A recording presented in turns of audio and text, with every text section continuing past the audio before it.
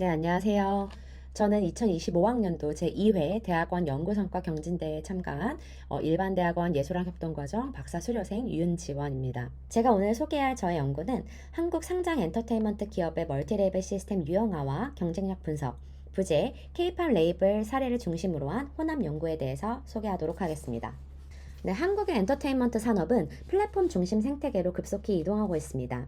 글로벌 팬덤의 확장과 스트리밍 기반 소비 구조는 컨텐츠의 수명을 짧게 만들고 장르와 포맷은 더욱 세분화되며 기업들은 다양한 실험과 빠른 출시를 동시에 요구받고 있습니다. 창작의 다양성을 확대하면서도 운영 효율성을 유지하려는 시도로 등장한 구조이지만 업계의 공감대와는 달리 멀티레이블이 실제 효율성과 성과에 어떤 영향을 미치는지에 대한 연구는 거의 없는 실정입니다. 본 연구는 이 지점에서 출발합니다. 본 연구는 네 가지 목적을 가지고 있습니다. 첫째, 멀티레이블 시스템의 도입이 경제적 효과, 즉 효율성과 성과에 미친 영향을 실증적으로 검증하는 것입니다. 둘째, 분권화가 IP 포트폴리오 다양성에 어떤 영향을 미치는지 규명합니다. 셋째, 양적 결과 뒤에 숨어있는 조직 내부의 맥락과 작동 원리를 질적 분석을 통해 파악합니다.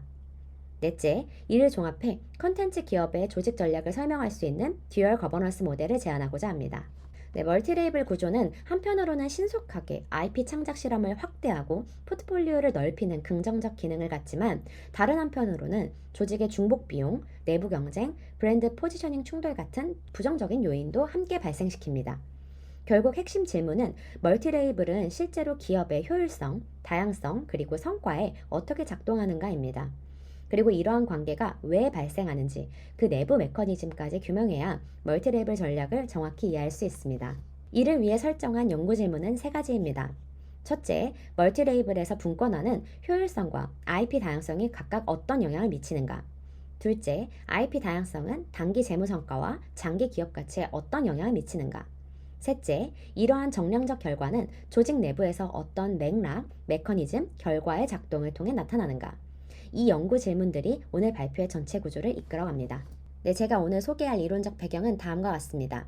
조직구조 이론, 자원기반 이론, 동적 역량 이론, 양손잡이 조직 이론, 제이커브 이론, 이 5가지의 이론들은 뒤에서 소개할 가설들과 다양한 변수들에서 함께 소개하도록 하겠습니다. 네, 연구 방법론으로는 설명적 혼합 연구 설계를 채택하였습니다. 먼저 1단계 양적 연구에서 저는 멀티레이블 전략의 효과를 통계적으로 검증하였고 2단계 질적 연구를 통해 그 이면의 메커니즘을 심층 탐구하였습니다. 양적 연구에서는 상장된 국내 컨텐츠 기업을 대상으로 패널 데이터를 구축했습니다. 표본은 2020년부터 2024년까지 5개년간의 패널 데이터로 상장사 50개 기업에서 총 250건의 연간 자료를 수집하였습니다. 이때 K-팝 기획사뿐 아니라 게임사, 드라마 제작사 등 멀티레이블 혹은 멀티 스튜디오 체제를 운영하는 다양한 컨텐츠 기업을 포함함으로써 결과의 일반화 가능성을 높였습니다. 네, 이론적 논의를 바탕으로 연구 모형을 다음과 같이 구성하였습니다. 그림에서 보시는 바와 같이 조직 분권화 수준이 두 가지의 중간 변수인 운영 효율성과 IP 포트폴리오 다양성에 영향을 주고 또 이 중간 변수들이 다시 기업의 경영 성과로 이어지는 구조를 가정했습니다. 이때 독립 변수인 조직 분권화는 자회사 수, M&A 수, 레이블별 손익 공개 여부 등의 지표로 측정하였고 종속 변수인 경영 성과는 ROA와 토비넷 큐처럼 단기 수익성과 장기 시장 가치를 모두 반영하도록 하였습니다. 이외에 IP 포트폴리오 다양성은 각 기업의 매출 분산도로 측정하여 한 IP에 대한 의존도를 나타나였고 운영 효율성은 매출 대비 비용 구조나 자산 활용 등의 지표로 활용하였습니다. 분석에는 PLS-SE의 기법을 활용했습니다. 조형 지표와 반영 지표가 혼합된 복잡한 모형에 적합하고 데이터 분포가 꼭 정교 분포가 아니어도 신뢰도 높은 추정이 가능하다는 점 때문에 선택하였습니다. 또 5,000회 부트스트래핑을 통해 각 경로의 통계적 유의성을 면밀히 검증하였습니다. 네, 구체적인 가설은 H5부터 HA까지 4가지로 제시하였습니다. 네, H5는 조직 구조의 분권화가 운영 효율성을 떨어뜨릴 것이다 라는 가설입니다. 여러 사업부로 분권화되면 인력 자원의 기능 중복으로 비효율이 증가할 것이다 라는 거래 비용 이론의 관점입니다. H6는 분권화가 IP 포트폴리오 다양성을 높일 것이다 라는 내용으로 양손잡이 조직 이론에 근거합니다. 즉, 창의 조직의 자율성과 예산을 이양하면 각 레이블이 모 기업의 획일적 색깔에서 벗어나 독재적 실험과 다양한 IP를 창출할 수 있다는 기대입니다. H7은 운영 효율성은 경영 성과에 긍정적인 영향을 미칠 것이다 라는 가설입니다. 규모의 경제나 비용의 절감이 수익성으로 향상으로 직결된다는 고전적 경영 원리 및 범위의 경제 개념에 따른 것입니다. H8은 IP 포트폴리오 다양성은 경영 성과에 긍정적인 영향을 미칠 것이다 라는 주장입니다. 다양한 아티스트와 콘텐츠를 보유하면 특정 작품에 대한 의존도를 낮춰 장기적으로 안정적인 성과를 낼 수 있다는 자원 기반 관점의 논리입니다. 다만 H8의 경우 단기적으로는 대규모 투자 비용이 들기 때문에 단기 수익성에는 오히려 부담이 될 수도 있다는 점을 함께 고려해야 했습니다. 또 H9과 H10에는 이러한 경로들의 매개 효과를 검증하도록 설정했습니다. 즉 분권화가 직접 성과를 올린다기보다는 효율성 감소 경로와 다양성 증가 경로를 통해 간접적으로 성과에 영향을 미치는지 확인하고자 하였습니다. 정리해보자면 멀티레이블로 조직을 분권화하면 한편으로는 운영 비효율이 생길 수 있지만 동시에 IP 다양성을 크게 높여줄 것으로 예상했습니다. 그리고 장기적으로는 후자의 긍정 효과가 앞의 부정 효과를 상쇄하여 전체 성과를 향상시키라는 것이 연구 모형의 핵심 주장입니다. 그럼 주요 결과에 대해서 하나하나 말씀드리겠습니다. 먼저 H5 경로인 분권화가 운영 효율성에 미치는 영향은 베타값 마이너스 0.069, P값 마이너스 0.416으로 음액값이었지만 통계적으로는 유의하게 나왔습니다. 따라서 분권화하면 효율성이 떨어질 것이다 라는 H5 가설은 기각되었습니다. 즉 레이블을 쪼갰다고 해서 효율성이 의미 있게 떨어진다고 보기는 어렵습니다. 이것은 단순히 분권화로 인한 미시적 비효율이 중앙의 거시적 효율에 의해 상쇄된 결과이며 강력한 인프라가 이러한 비효율을 방어하고 있음을 알 수 있습니다. 네, 다음으로 H6 분권화가 IP 포트폴리오 다양성에 미치는 영향은 베타값 0.931로 T값은 22 이상으로 매우 강한 정해 효과가 확인되었습니다. H6 가설은 채택되었으며 분권화된 기업일수록 IP 다양성이 크게 증가한다는 결과를 얻었습니다. 이는 멀티레이블 구조의 주요 목적이 다양성 확대임을 실증적으로 확인하였습니다. H7은 운영 효율성이 경영 성과에 미치는 영향입니다. 이 부분도 베타값 0.0883으로 유의한 긍정 효과를 보였습니다. H7 역시 지지되었는데요. 이는 효율성을 높이는 전통적 경영활동이 콘텐츠 산업 기업들의 수익성 개선에 직접 기여함을 재확인시켜줍니다. 가장 흥미로운 것은 H8, IP 다양성의 경영 성과에 미치는 영향입니다. 예상과 달리 베타값 마이너스 0.587로 음의 방향이었고 통계적으로도 유의했습니다. 즉 IP 포트폴리오를 다양화할수록 단기 재무 성과는 오히려 낮아지는 경향이 나오면서 H8 가설은 기각되었습니다. 긍정 효과를 기대했지만 반대로 나타난 것입니다. 그러나 시차 검정에서는 단기 ROA에서는 음의 영향이 지속되나 장기 기업 가치에서는 양의 방향성을 보였습니다. 단기 회계 지표인 ROA 모형에서는 뚜렷한 음의 효과가 관측되고 있으나 미래가치 지표에서는 토비네큐 모형에서는 부정적 효과가 사라지고 양의 효과로 전환되는 극적 대조를 확인할 수 있습니다.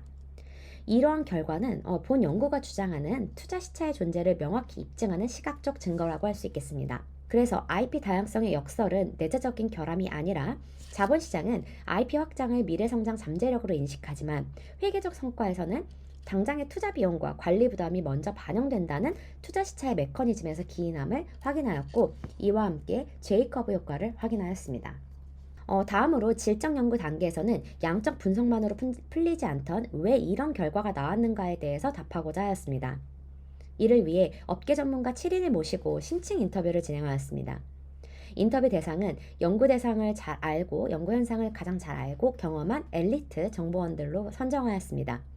특히 멀티레벨 구조의 양극단을 보여주는 독립법인연과 통합본부연 사례를 하이브와 JYP 사례로 중심으로 하여 관련된 분들을 폴라타입 사례로 포함시켰습니다. 질문지는 반구조화된 형태로 양적 결과의 핵심 쟁점을 직접 질문하고 파고드는 방식으로 구성하였습니다. 수집된 인터뷰 데이터는 주제별로 코딩하였고 여러 정보원들의 진술을 교차 검증하는 삼각 측정을 통해 신뢰성을 담보하였습니다. 이렇게 정량과 정성을 결합한 분석으로 숫자로 포착된 현상을 맥락과 메커니즘 차원에서 해석하였습니다. 네, 심층 인터뷰 연구에 참여한 참여자 특성들의 다음과 같습니다. 최소 경력은 7년 이상, 주요 경력은 팀장 또는 파트장급 이상의 시니어급들의 인터뷰를 진행해서 전문성을 높이도록 하였습니다. 또한 객관화된 시각을 표집하기 위해서 외부 전문가 그룹 또한 시니어급 이상의 엔터 산업 전문가들로 구성하였습니다. 네, 양적 분석 결과가 도출된 이후에 이 통계적 관계가 실제 조직에서 어떻게 발생하는지를 설명하기 위해 질적 연구 단계를 설계하였습니다. 이러한 세 가지 질문들을 바탕으로 질적 분석은 CMO 프레임을 기준으로 구성하였습니다. 첫 번째 발견은 효율성의 비유의성, 즉 효율성이 유의하지 않게 나타난 이유입니다. 이는 단순히 영향이 없다가 아니라 분권화로 인한 비효율과 중앙화된 플랫폼의 효율이 서로 상쇄하는 동적 균형의 결과였습니다. 현장에서 나타나는 인력 중복, 사일로와 조정 비용 같은 구조적 비효율은 분명히 존재했지만 이를 SSC, 데이터 인프라, 플랫폼 공유가 강력하게 방어하며 회사 전체 효율성을 유지하고 있었습니다. 따라서 베타 값이 0에 가까운 이유는 무효과가 아니라 조직 간 상세의 메커니즘이 작동하고 있었기 때문으로 밝혀졌습니다. 두 번째 발견은 다양성 폭발의 원천입니다. 양적 결과에서는 분권화가 다양한 IP 증가로 이어지는 것으로 나타났지만 질적 분석에서는 그 원인이 단순히 레이블 숫자가 늘어난 것이 아님을 확인했습니다. 가장 중요한 요인은 권력 구조의 이동이었습니다. 즉, 기획, 예산 집행권이 실제로 레이블 단위로 내려오면서 기존 1인 리더십 체제의 병목이 해소되었고 그 결과 창작자들이 더 넓은 자율성을 갖게 되면서 질적으로 이질적인 IP들이 새롭게 탄생할 수 있었던 것이었습니다. 이는 조직도의 변화가 아니라 실질적인 권한 이동이 다양성 확대를 견인했다는 중요한 발견입니다. 네, 세 번째 발견은 성과의 역설, 즉 다양성이 단기적으로 성과를 낮추는 이유입니다. 인터뷰 분석 결과 이는 실패나 부정적인 전략의 결과가 아니라 엔터테인먼트 산업의 특유한 J-커브형 시차 효과 때문이라는 것을 확인하였습니다. 새로운 아티스트나 IP는 시간이 필요하고 이 기간 동안 발생하는 투자, 트레이닝, 마케팅 비용은 회계상 모두 비용으로 처리되기 때문에 단기 ROA가 떨어지게 됩니다. 하지만 동시에 이러한 기간을 성장을 위한 숙성 기간으로 인식하는 경향 또한 발견되었습니다. 다만 이 과정에서 나타나는 내부조적 실패와 복잡성 비용 증가는 실제로 기업이 관리해야 될 리스크 요인으로 확인하였습니다. 따라서 이러한 세 가지 발견을 종합하면 한국형 멀티레이블 시스템은 창작 영역에서는 분권화를, 운영 영역에서는 중앙화를 유지하는 듀얼 거버넌스 구조라는 결론에 도달합니다. 다시 말해 멀티레이블의 성공 여부는 레이블 숫자나 조직도의 변화가 아니라 분권화된 창작의 야생성과 중앙화된 운영의 구식력을 얼마나 정교하게 결합하느냐에 달려있다고 볼 수 있습니다. 이 부분은 곧 이어질 결론장에서도 연결됩니다. 네, 마지막으로 결론과 한계점에 대해서 말씀드리겠습니다. 이번 연구를 통해 멀티레이블 전략은 결국 창작 부문의 자율성과 운영 부문의 통제력을 결합함으로써 기업이 혁신성과 효율성을 동시에 달성할 수 있는 유효한 전략임을 확인하였습니다. 그래서 K-팝을 비롯한 국내 컨텐츠 기업의 성공 요인들을 모두 분석한 결과 이들이 조직을 양손잡이 구조로 설계하여 두 마리 토끼를 잡는 데 성공했음을 보여주는 것입니다. 이는 학문적으로는 양손잡이 조직 이론의 현실 사례를 제공하였고 실무적으로는 지속 가능한 경제 우위를 확보하기 위한 하나의 모범 모델을 제시했다는 점에서 의미가 있습니다. 또 한 가지 강조하고 싶은 점은 이러한 듀얼 거버넌스 모델이 비단 K 컨텐츠 산업에만 국한된 것이 아니라는 점입니다. 글로벌 사례를 보면 유니버셜 뮤직 그룹이나 또는 산업은 다르지만 명품 브랜드 제국을 운영하고 있는 LVMH 같은 기업들도 하위 매종들의 독립성을 보장하면서 중앙에서 핵심 자원을 공유하는 구조를 쓰고 있었습니다. 또 유니버셜 뮤직 그룹의 경우에는 최근 조직 구조를 개편하면서 전 세계 수많은 레이블들의 창작 자율성을 주면서도 동시에 공통 지원 기능은 본사가 통합하는 방식을 강화했습니다. 이처럼 듀얼 거버넌스의 원리는 세계 여러 선도 기업들이 활용하고 있는 보편적인 원리로 보여집니다. 제 연구가 이러한 흐름들을 이론적으로 뒷받침하고 있다는 것도 굉장히 중요한 시사점입니다.